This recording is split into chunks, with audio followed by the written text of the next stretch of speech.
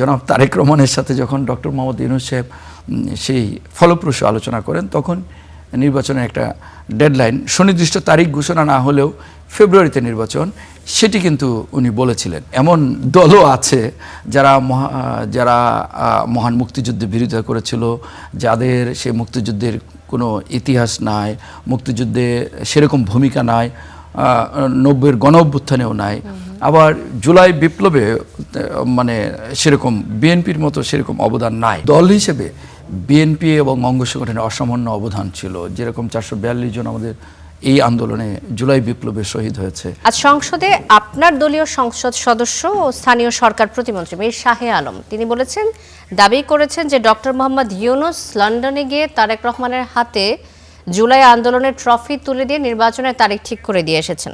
মীর শাহে আলমের এমন এই মন্তব্যকে ঘিরে আমরা বিরোধী দল এবং এনসিপি তাদের নানা রকম মন্তব্য শুনেছি, এটাকে অসত্য বলে দাবি করছে এবং আন্দোলনের জন আকাঙ্ক্ষাকে ছোট করা হচ্ছে এমন কথাও তারা বলছে। একজন সংসদ সদস্য হিসেবে এই বক্তব্যকে আপনি সমর্থন করেন? ধন্যবাদ আপনাকে। আপনার মাধ্যমে আমার বিজ্ঞ সহ-আলোচক রুবেল ভাই এবং স্টার নিউজের দর্শক শ্রোতা, বিশেষ করে আমার নির্বাচনী এলাকা ময়মনসিংহ 10 গফরগাঁও আসনের দর্শক যারা দেখছেন, সবাইকে ধন্যবাদ জানাচ্ছি। দেখেন, আজকে মাননীয় স্থানীয় সরকার পল্লী উন্নয়ন সমবায় প্রতিমন্ত্রী সংসদে বক্তব্য দিয়েছেন। তো সেখানে উনি কিছু কথা বলেছেন, এটা একটা অংশ খণ্ডিতভাবে প্রচার করা হচ্ছে। আসলে উনি বলেছেন যে বাংলাদেশ জাতীয়তাবাদী দল একমাত্র দল যাদের মুক্তিযুদ্ধের ইতিহাস রয়েছে, আমাদের মহান স্বাধীনতার ঘোষক সেই মুক্তিযুদ্ধের সময়, মহান মুক্তিযুদ্ধের সময় স্বাধীনতার ঘোষণা দিয়েছেন, সরাসরি মুক্তিযুদ্ধে অংশগ্রহণ করেছেন এবং বলেছেন এই যে ট্রেজারি বেঞ্চে আমাদের যারা আছেন অনেকেই মুক্তিযোদ্ধা রয়েছেন, আমাদের যারা সংসদ সদস্য রয়েছেন তাদের মধ্যে অনেকেই মুক্তিযুদ্ধ করেছেন এবং সরাসরি মুক্তি সংগ্রামে অংশগ্রহণ করেছেন। পাশাপাশি 1990-এর গণ অভ্যুত্থানের কথা বলেছেন। 1990-এর গণ অভ্যুত্থানে আমিও অংশগ্রহণ করেছি, আমাদের অনেকেই যারা সংসদ সদস্য হয়েছেন অংশগ্রহণ করেছেন, অনেকে নামও বলেছেন। তারপর জুলাই বিপ্লবের কথা বলেছেন। জুলাই বিপ্লবে এটাও বলেছেন যে 1971, 1990, 2024 তিনটি ট্রফি আমাদের হাতে। হ্যাঁ, আমি সেটাতে আসছি যে 2024-এও আমাদের দেখেন, আমরা বাংলাদেশের সর্বস্তরে এই আন্দোলনটা সর্বস্তরের ছাত্র জনতা সবাই অংশগ্রহণ করেছে, কিন্তু দল হিসেবে বিএনপি এবং অঙ্গ সংগঠনের অসামান্য অবদান ছিল, যেরকম 442 জন আমাদের এই আন্দোলনে জুলাই বিপ্লবে শহীদ হয়েছে। অন্য কোনো দলের কিন্তু সেরকম নাই। 17 বছর আমাদের বহু নেতাকর্মী গুম খুন হয়েছেন, 60 লক্ষ আসামি হয়েছেন, অনেকে জেল খেটেছেন, রিমান্ড খেটেছেন, সেই কথাগুলি উনি তুলে ধরেছেন।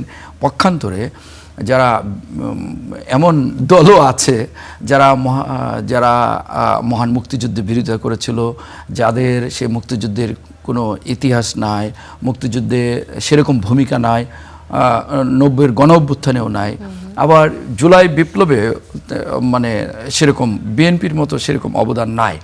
আর ট্রফির বিষয়টি উনি রূপক অর্থে ব্যবহার করেছেন।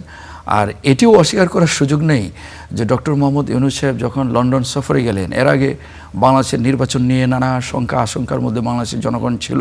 নির্বাচনটা কবে হবে কি, মানে এরকম একটা দ্বিধাদ্বন্দ্ব মানুষের মধ্যে ছিল। কিন্তু যখন আমাদের দলের তখন চেয়ারম্যান ছিলেন, এখন বর্তমান মাননীয় প্রধানমন্ত্রী জনাব তারেক রহমানের সাথে যখন ডক্টর মোহাম্মদ ইউনূস সাহেব সেই ফলপ্রসূ আলোচনা করেন, তখন নির্বাচনের একটা ডেডলাইন, সুনির্দিষ্ট তারিখ ঘোষণা না হলেও ফেব্রুয়ারিতে নির্বাচন, সেটি কিন্তু উনি বলেছিলেন। তো সেটি উনি যথার্থই বলেছেন। বিএনপির ঘরে বিএনপির যে কখনো কৃতিত্ব নেয় না, জুলাই বিপ্লবের কৃতিত্বও নেয় নাই, বিএনপি 90-এর গণ অভ্যুত্থানের কৃতিত্বও নেয় নাই, 71-এর মুক্তিযুদ্ধের কৃতিত্বও নেয় নাই। কিন্তু পক্ষান্তরে আওয়ামী লীগের যে রাজনৈতিক ফ্যাসিস্ট যে সরকারটা ছিল, তারা মুক্তিযুদ্ধের চেতনা বিক্রি করেছে। তারা 90-এ তাদের কিছু অংশগ্রহণ থাকলেও 86-তে তারা আবার মানে সেই এরশাদের সাথে লং ড্রাইভে গিয়ে নির্বাচনে অংশগ্রহণ সমর্থন করছেন তার বক্তব্যে। কিছুটা সমর্থন আমার কাছে মনে হচ্ছে শুনে যে হ্যাঁ, বিএনপির আসলে কৃতিত্ব ছিল 17 বছরের। আচ্ছা, যথার্থই বলেছেন।